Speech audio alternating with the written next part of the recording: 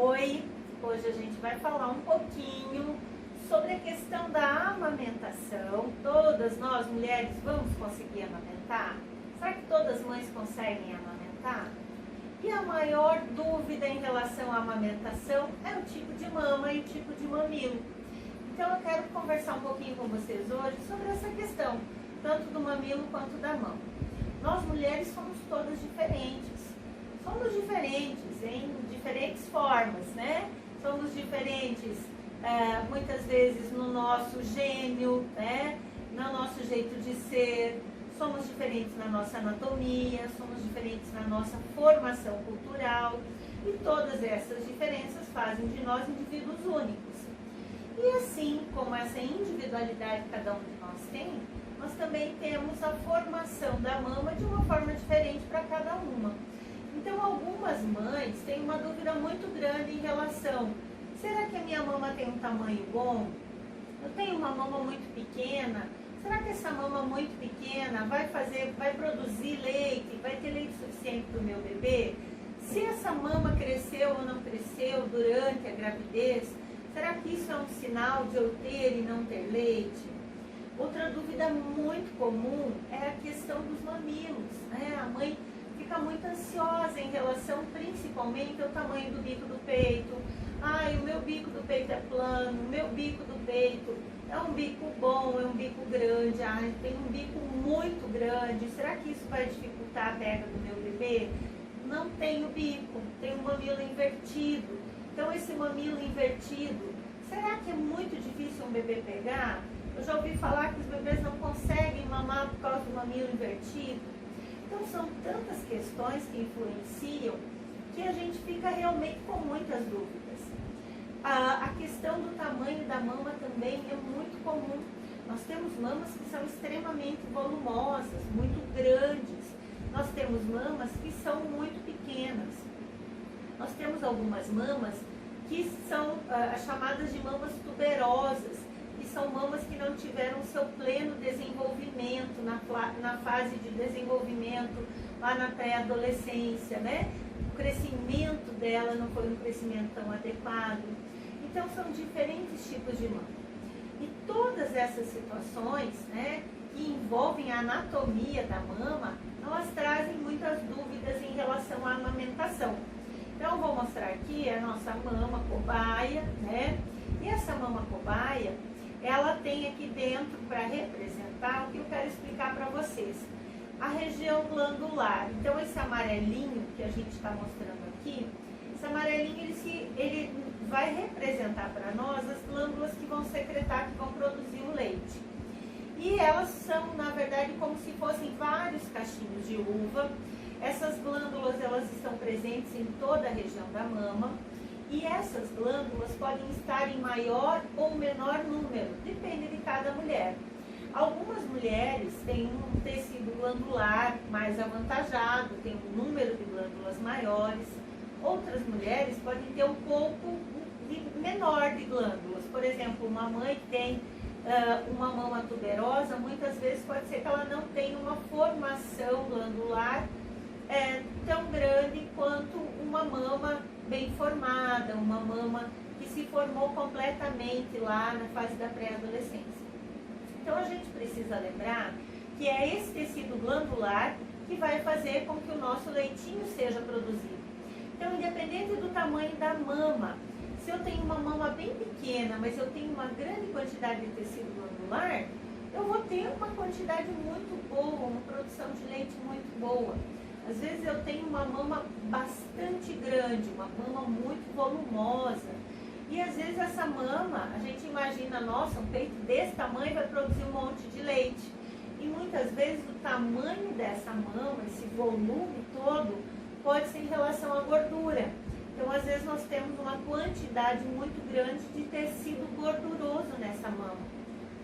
E não necessariamente de tecido glandular. Então, essas diferentes características é que vão dar para a gente uma maior ou menor produção de leite, uma maior ou menor facilidade de amamentar. Um mamilo, por exemplo, um mamilo que é protruso, que a gente chama, né, que é esse biquinho aqui bem exteriorizado, voltado para fora, é claro que ele vai facilitar a amamentação.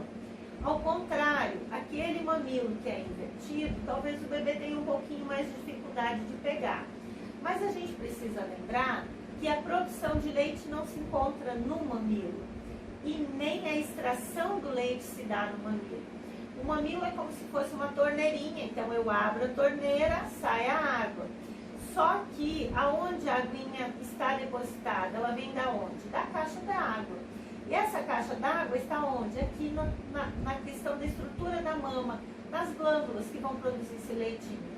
Então, quando o bebê abocanha, se ele abocanhar só esse mamilo, ele não vai conseguir extrair leite. Então, nós temos que lembrar que, mesmo que a mamãe tenha um mamilo invertido, o bebezinho consegue sugar porque ele precisa abocanhar toda essa areola. Aqui eu só quero trazer para vocês um pouco essa diferença desses mamilos e a diferença desse volume de mama, uma mama maior, uma mama menor. Quando a gente fala de tecido glandular, a gente não tem como identificar, eu, Annelise, tenho mais, a Marcela tem menos, a Ana tem menos, enfim. Não, a gente não vai fazer uma investigação para isso. Não precisa disso. É importante saber que nós, mulheres, fomos feitas por um ser divino que nos formou para que a gente amamentasse o nosso bebê. Então, a maioria das mamas, a grande maioria das mamas, tem uma quantidade de tecido glandular que consegue produzir leite suficiente para uma criança, para 2 crianças e por vezes até para 3 crianças. Então, não se preocupe com esses detalhes. Essa quantidade do tecido glandular, mesmo que ela seja um pouquinho variável em cada uma de nós, toda mama praticamente é suficiente, tem quantidade suficiente para produzir leite. São muito raras, muito pequenas exceções, ou seja, aquelas mães que realmente não vão conseguir produzir leite. A gente vê que a amamentação, ela está, ou seja, o sucesso da amamentação, ela não está em si na mama e na quantidade de leite, mas na forma com que essa mãe vai conduzir essa amamentação desde o início, né? Quais são os passos que ela vai ter que cuidar para que ela realmente dê atenção e consiga amamentar com sucesso, independente da forma do mamilo, da forma da mama. Então, são os passos que ela vai ter que seguir para que ela consiga amamentar adequadamente. E no momento que ela conseguir entender que existe uma fisiologia da amamentação, que o seu organismo está preparando essa mama durante a gravidez e que ao nascimento desse bebê, esse leitinho vai descer sim, essa mãe ficando tranquila, esse leite vai descer mais rapidamente, nós precisamos lembrar que ela vai ter leite suficiente para o bebê dela. O mais importante aqui, mamãe, é que você entenda que independente do tipo de mamilo e que independente do tamanho da sua mama, você vai conseguir sim produzir e amamentar o seu bebê. Uma coisa bem importante, que eu acabei não falando até agora, mas que é interessante a gente falar, são as cirurgias plásticas, né? Porque muitas vezes eu tenho uma mama muito pequena e eu quero ter uma mama poderosa, né? Aquela mama toda redonda, bonita, que a gente vê aí nas mídias sociais, as meninas mostrando o peitão. O que a gente observa normalmente em relação às próteses mamárias? Dependendo da inserção, de onde foi cortado para inserir essa prótese na mama, algumas vezes a mamãe vai ter um sucesso maior na amamentação e muitas vezes ela vai ter um pouquinho mais de dificuldade. Então, lembrar que se você tem intenção de amamentar e tem intenção de colocar uma prótese, é importante falar com o seu médico para evitar que seja colocada essa prótese pela areola, para que a gente tenha o maior sucesso na ejeção desse leite. Quando a mamãe coloca essa prótese ou aqui pela lateral ou por baixo, normalmente essa glândula, essa prótese, ela é inserida por esses locais sem ter um seccionamento, sem cortar os ductos que vão trazer o leitinho para fora aqui pela areola. Então, o tamanho da prótese pode influenciar não só na produção de leite, mas como no desconforto. Então, se as glândulas mamárias ficarem muito comprimidas, porque a mãe colocou uma prótese muito grande, muitas vezes ela pode ter sim uma compressão e às vezes não tem como essa glândula se expandir para produzir muito leite. Então, o tamanho da prótese, eu tinha um peito muito pequeno e eu coloquei 350 ml, a minha mama ficou desse tamanho já.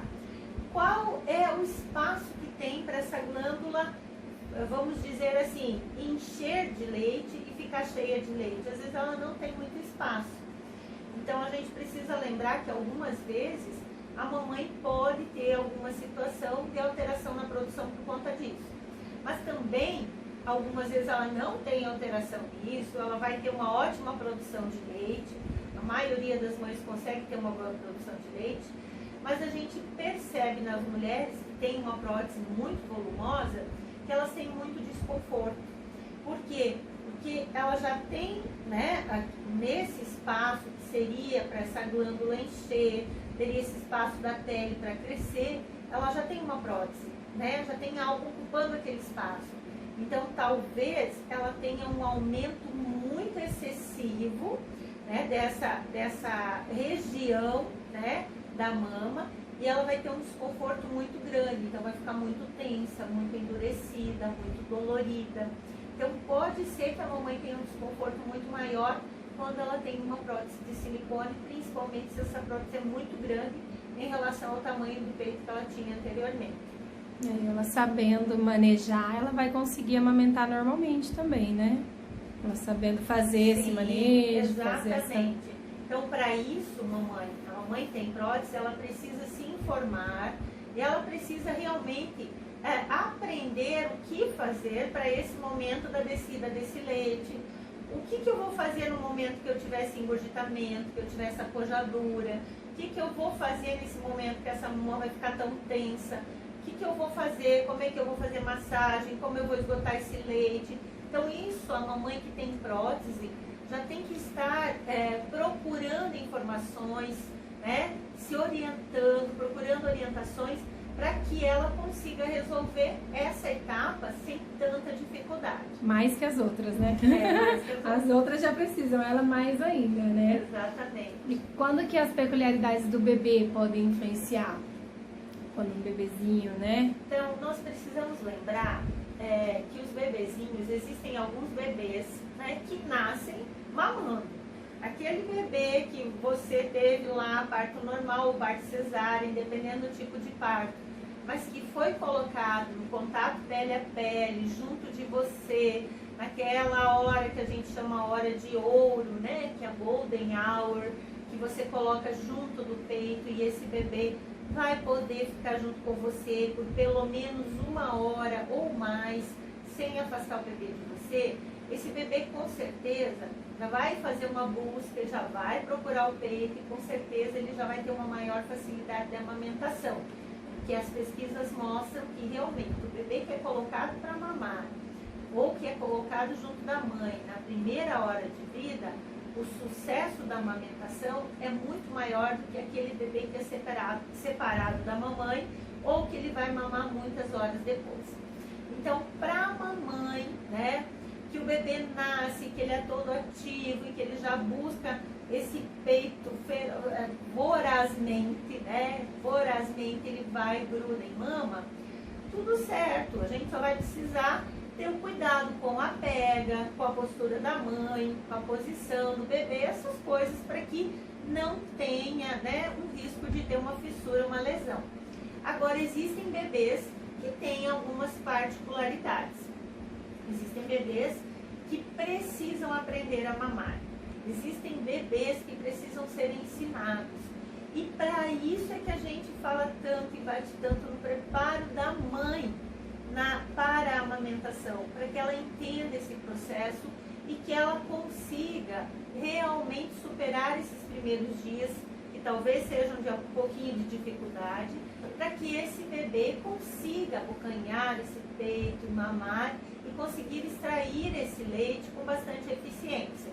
Então, o que nós precisamos lembrar? Existem bebês que nascem no momento certo, né?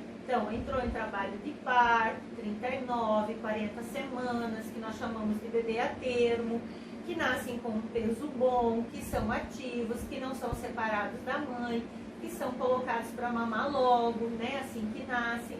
Esses bebês têm um sucesso maior na amamentação. Agora vamos pensar numa situação seguinte. Eu estava correndo tudo bem na gravidez, de repente, lá na 34ª semana, 35ª semana, tive um pico de pressão alta e essa pressão alta foi cada vez piorando e eu precisei intervir, fazer uma cesárea de urgência. Então, essa cesárea fez com que o meu bebê nascesse antes da hora.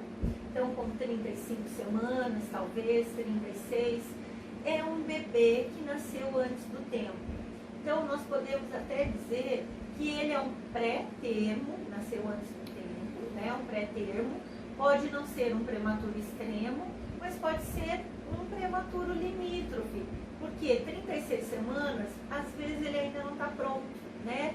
Não está bem ativo, ele vai dormir muito no peito, ele vai, muitas vezes, esquecer que ele nasceu e que ele tem que sugar aqui fora, que ele precisa comer, né? Então, às vezes, o bebezinho que nasceu antes do tempo, ele acha que ele está dentro do útero na barriga da mamãe.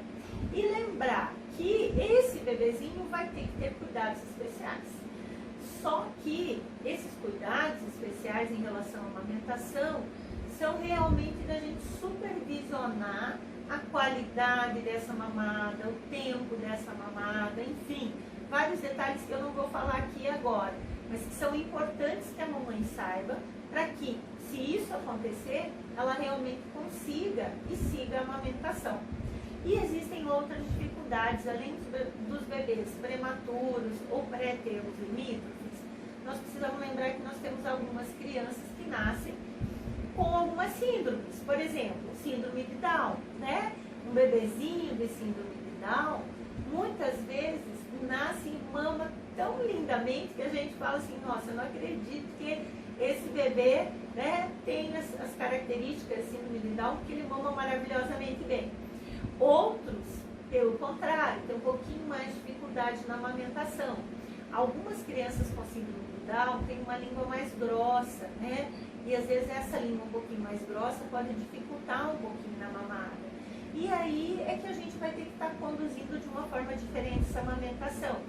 Existem alguns bebês que nascem com malformações, né? Então, que tipo de malformação que nós temos? Nós temos malformações muitas vezes do trato gastrointestinal, uma atresia de esôfago, uma onfalocele, que são malformações, né, dessa parte, né, tanto da musculatura abdominal como do trato gastrointestinal. E nós temos algumas malformações que são de face. A mais comum delas, que eu vou falar aqui para vocês, é a fenda lábio-palatina, né, fenda lábio-palatal. Então, muitas vezes o bebê nasce com o lábio aberto, com uma fenda realmente aberta. Às vezes é só o lábio. Às vezes, essa criança tem abertura do lábio, se estende no nariz, então aqui é aberto também, o narizinho é malformado, é aberto. E internamente o céu da boca, né, o palato desse bebê, também é aberto. Mas o que eu quero frisar aqui, não é para terrorizar ninguém, é que as mães, mesmo que tenham, né, mesmo que essas crianças tenham a fenda palatal ou lábio palatal, muitas delas têm possibilidade de mamar. Então é muito legal quando a gente vê que algumas mães, né, procuram o banco de leite, procuram os serviços que atendem, né, que fazem esse tipo de atendimento para as crianças, para uma doula, enfim, e essas crianças conseguem amamentar. Então não é porque a criança nasceu com uma fenda labial ou uma fenda lábio-palatal que ela não vai poder mamar. Muitas dessas crianças, dependendo da característica dessa fenda, dependendo do tamanho dessa fenda, algumas vezes é possível sim que ela mame. E inclusive os cirurgiões, tanto os cirurgiões plásticos quanto os dentistas, quanto os profissionais que trabalham com esse tipo de cirurgia, recomendam que, se possível, a criança seja amamentada ao seio. Por quê? Porque já vai trabalhando toda a questão dessa musculatura facial e a recuperação da cirurgia é muito mais rápida. Essa criança consegue ter uma excelente recuperação. Muitas vezes, né, os cirurgiões eles falam que muitas vezes a criança sai do centro cirúrgico pós-cirurgia, assim que acorda, que fica bem ativo, já pode ser colocado ao peito para mamar. Diferente, por exemplo, de uma mamadeira, né? Porque eles falam que a mamadeira, nessa fase pós-cirúrgico, como ela tem um bico rígido, ela vai dificultar a cicatrização, porque aí o bebê vai sugar naquele bico rígido e isso pode causar um trauma, né, na cirurgia, nessa cirurgia que é muito recente, e há uma dificuldade muitas vezes dessa cicatrização em alguns casos. Então, algumas situações o bebê precisa ficar com sonda por um período para que ele se alimente e não prejudique essa cirurgia. Então, se for possível, mamães, né, as mães que de repente estejam grávidas, estejam com dúvida, nossa, eu nem quero saber sobre a amamentação porque o meu bebê tem fenda, muito pelo contrário. É importante que você se informe, mamãe, que você entenda todo o processo, para que você também busque a possibilidade de amamentar. E que, se for possível, que seu bebê conseguir, ele vai mamar também, né? E isso vai ajudar muito, muito, muito, muito na melhora e recuperação dele nos procedimentos que ele vai ter que fazer lá na frente. Tanto no desenvolvimento da arcada dentária, que eles vão ter, né, algumas situações. E lembrar também que, né, aquela mãe que, porventura, essa criança tenha uma fenda muito grande, que não seja possível ela amamentar, pelo tempo que ela conseguir, ela pode extrair o seu leite e oferecer o seu leitinho para o bebê. Seja pela mamadeira, seja pela sondinha, seja nos copinhos, nas colheres dosadoras. Conforme for orientado pelos profissionais que estarão atendendo esse bebê, a mamãe pode e deve sim oferecer o seu leitinho. E quanto tempo ela vai conseguir oferecer esse leite dela? Quanto mais frequente ela fizer a retirada desse leite, por mais tempo ela vai conseguir ter leite. Então, lembrar que tem mães que às vezes elas conseguem amamentar exclusivamente, esgotando o seu peito e oferecendo o seu próprio leite para o bebê por pelo menos 2 meses de vida. Olha que coisa mais maravilhosa, né? Então, vai do empenho dessa mãe, da dedicação dessa mãe. E a gente sabe, né, que quando a gente tem realmente a consciência de que determinada situação vai fazer o melhor para o nosso filho, a gente vai se dedicar e vai fazer o melhor também. Então, a gente falou tanto aqui, né, sobre as questões da mama, do mamilo, das situações com o bebê, né, de uma situação de prematuridade, enfim. E em que momento que essa amamentação, né, vai dar certo ou não vai dar certo? Nós temos que lembrar que a amamentação é para todas, né? Mas o que vai influenciar esse sucesso para que essa mãe consiga realmente amamentar tem muitas variáveis, e uma delas, a mais importante, é que essa mãe tenha uma rede de apoio que a ajude, que colabore, que a oriente, né, que a apoie. E nesse sentido, essa rede de apoio ela tem que ser formada não só pela mãe, pelo esposo, pelas avós, né? O que é importante a gente lembrar? Essa rede de apoio precisa contar com diferentes pessoas. Então, com aquele profissional médico, pediatra que vai atender meu bebê, aquela enfermeira que está fazendo a puericultura da minha criança na unidade de saúde, com aquele profissional do banco de leite que eu busquei ajuda, né, e que fez uma orientação, com aquela, talvez, né, aquela doula que eu contratei, que vai estar ao meu lado, que vai estar me auxiliando nesse processo pós-parto. Então, nós temos que lembrar que nós temos várias pessoas que formam essa rede de apoio, porque uma mãe sozinha, ela é muito pesado para ela conseguir carregar tudo, né? A responsabilidade de nutrir o seu filho, a responsabilidade de cuidar do seu filho, a responsabilidade de dizer que essa criança está crescendo bem ou não está crescendo bem, se desenvolvendo bem, se essa responsabilidade é dessa mãe ou não. Nós jogamos muito de todas as responsabilidades sobre essa criança para as mães. E isso às vezes acaba se tornando um fardo muito pesado para as mulheres. E tudo isso gera um estresse muito grande, uma ansiedade muito grande. Muitas mães acabam ficando tão nervosas que o leite some, né? Elas falam, mas o meu leite secou, né? Eu lá no 15º dia eu já não tinha mais leite. Então, o que será que está acontecendo, né? Que informações estão vindo de diferentes lugares, que apoio nós estamos dando a essa mulher para que ela continue e desista da amamentação. E lembrar que mesmo que esse leite tenha diminuído, que essa produção de leite, né, se esgotou, digamos assim, que o meu leitinho secou, eu tenho o que fazer para que esse leite volte. Eu tenho como fazer para fazer esse meu bebê seguir mamando, mesmo com uma pequena quantidade de produção, e estimular essa produção para que daqui a pouco eu tenha uma quantidade de leite suficiente para alimentar o meu bebê. Então, construir essa rede de apoio é fundamental. Então, você que está grávida, vá conversando com as pessoas que estão à sua volta. Coloque, né, esse seu desejo de amamentar, coloque a possibilidade, né, de procurar um serviço que faça orientação, busque cursos, busque informações. Os cursos são os mais completos, que vão te ajudar a entender todo o processo da amamentação, que não é uma coisinha tão simples como a boca do bebê abocanhar aqui esse peito, né? Não é só boca-peito. É um processo muito mais complexo e que envolve muito, né, as emoções da mulher. As emoções que nesse momento do nascimento, elas estão além de afloradas, porque imagina, nasceu meu filho, né?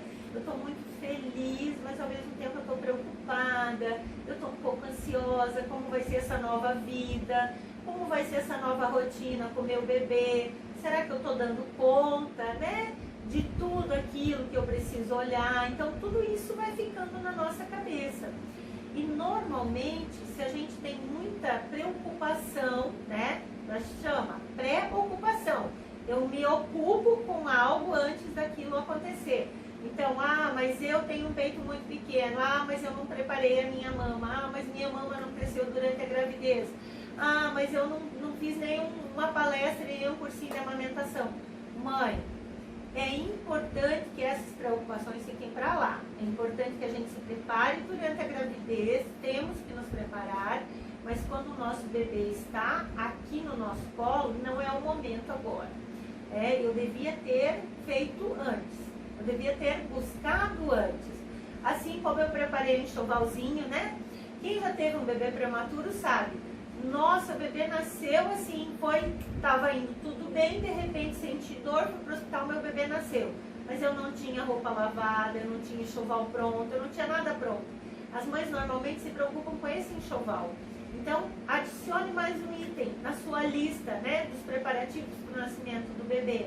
Preparação para a amamentação. Buscar informações que te ajudem a ficar tranquila no momento em que o bebê nascer. E vai fazer toda a diferença para você.